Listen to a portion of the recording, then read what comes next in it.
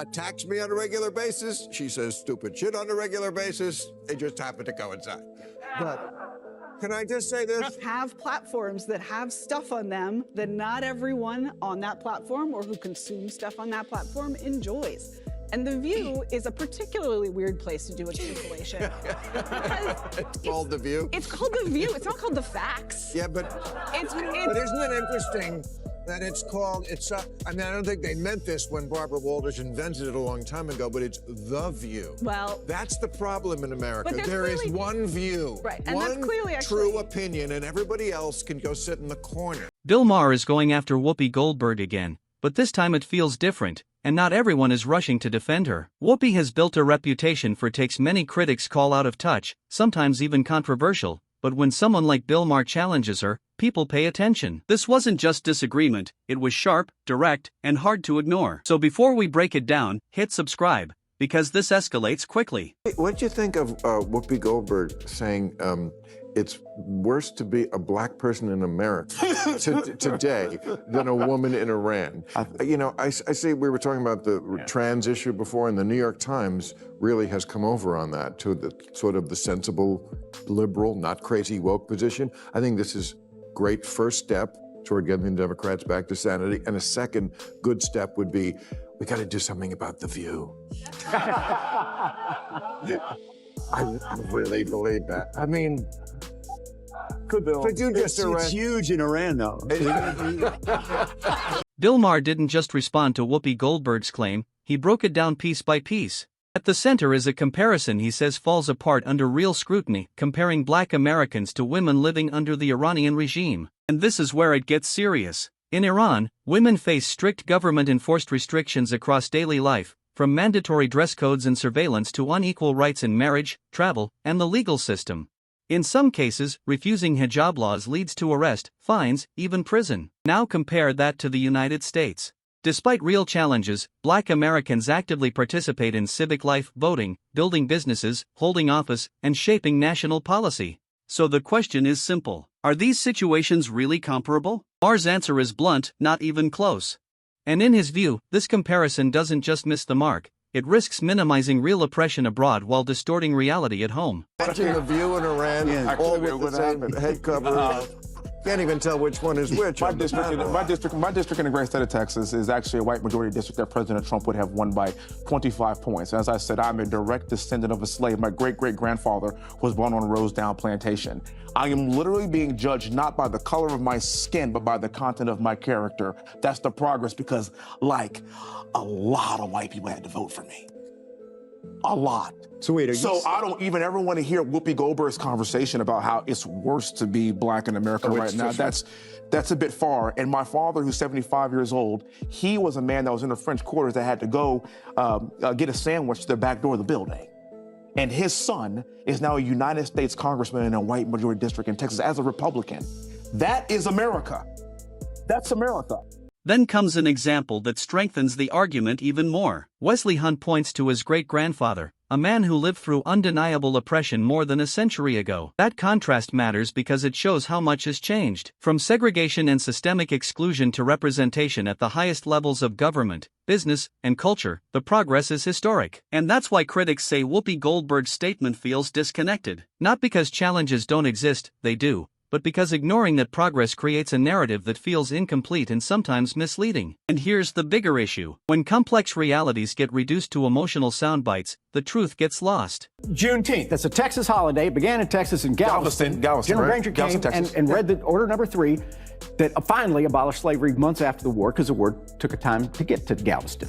We celebrated that when I was a kid in Texas, but it becomes national a year or two ago, and Donald Trump doesn't want to celebrate that. To me, it's exactly what you're talking about. So is it 600,000 people died so that we wouldn't enslave people anymore, and the fact that freedom won is a good thing, and we should honor that. That's what Juneteenth's about. And I don't know why President Trump doesn't want to honor that. So I don't want it. I don't want Black History Month. I don't want all these days for it to make everybody feel special. I'm an 80s baby. Everybody's too sensitive anyway. We're all Americans anyway. This holiday That's what Morgan Freeman said. Morgan Freeman, I can't agree more with him. Yeah, he said that to Mike Wallace. He said, you know, I'm an American. Do you want to be called a Jew American, Mike?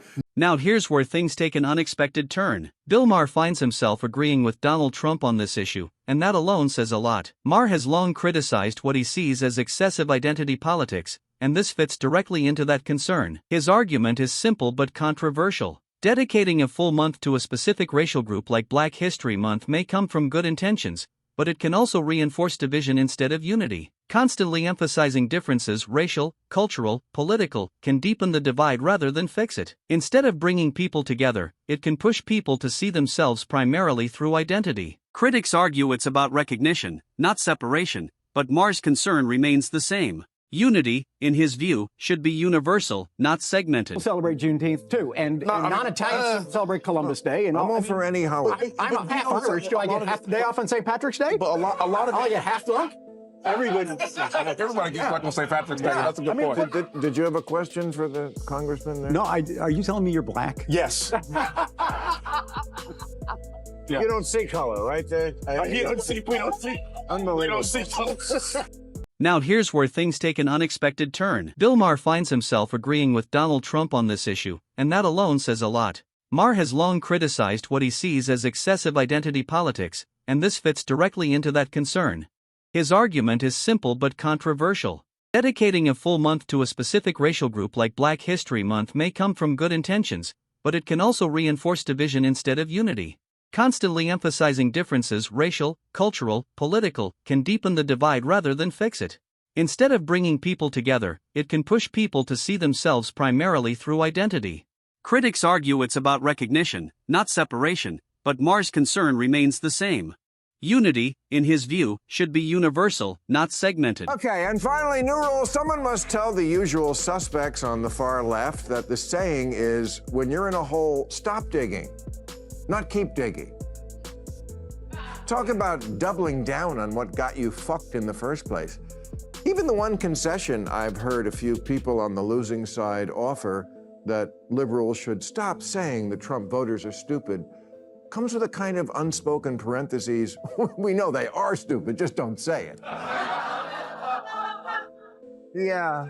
But Maher doesn't stop there. He turns directly to The View, and his criticism sharpens. In his view, the show often does more harm than good for liberalism because instead of grounded arguments, it leans into exaggerated takes that feel disconnected from everyday Americans. And that has consequences. When viewers hear those arguments, they're not persuaded, they become skeptical. Even some on the left, he argues, feel frustrated by the lack of nuance and messaging that doesn't land. And often, figures like Whoopi Goldberg become the face of those moments. Yeah, I got bad news for you. They don't have a monopoly on stupid. You wear Queers for Palestine t-shirts and masks 2 years after the pandemic ended. And you can't define woman, I mean person who menstruates. You're the teachers' union education party, and you've turned schools and colleges into a joke. You just lost a crazy contest to an actual crazy person. Maher goes even further. He argues the show drifts away from fact-based discussion and leans too heavily on emotion. In his view, it feels less like debate and more like an echo chamber where ideas go unchallenged and opposing perspectives struggle to break through. To him, this isn't about silencing anyone, it's about raising the standard of the conversation and bringing it back to reality. You love to speak truth to power, and we always should, but you have completely lost the ability to speak truth to bullshit. The Democratic polling firm Blueprint told Democrats months ago that black voters, aka their supposedly liberal base, were more likely to find the president too liberal than too conservative. They also found that voters didn't just want Harris to distance herself from Biden, they wanted her to distance herself from what they believe the entire Democratic Party has become, a Portlandia sketch. And this criticism extends beyond television. A growing number of voices say the same about the Democratic Party. Some argue the Democratic National Committee is becoming out of touch with voters, creating pressure on figures like Kamala Harris to rethink messaging. But the challenge is real. Many rising leaders are aligned with the same direction critics are questioning, which creates a loop: same ideas, same messaging, same strategy, with little room for a reset. I want to talk about Whoopi Goldberg because I got so many texts this week because she attacked me the week before. Sure. So she was, everybody was like, oh, Bill, I get you're enjoying the karma. First of all, I'm going to talk about this at the end of my show next week, teaser. But there is no fucking thing as karma, okay? Get over that. Whoopi attacks me on a regular basis. She says stupid shit on a regular basis. They just happen to coincide. But can I just say this? I had on last week Ira Glasser, former longtime head of the ACLU, talking about free speech. Whoopi Goldberg, who, by the way, I hope is still a friend, we can disagree with each other, should not be canceled or put off her show, as much as I totally disagree with her crazy statement.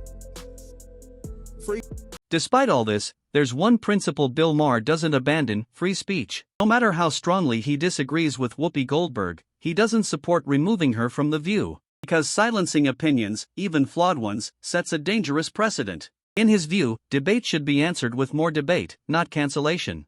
At the same time, he points to what he sees as a double standard. If the roles were reversed, would the same tolerance exist?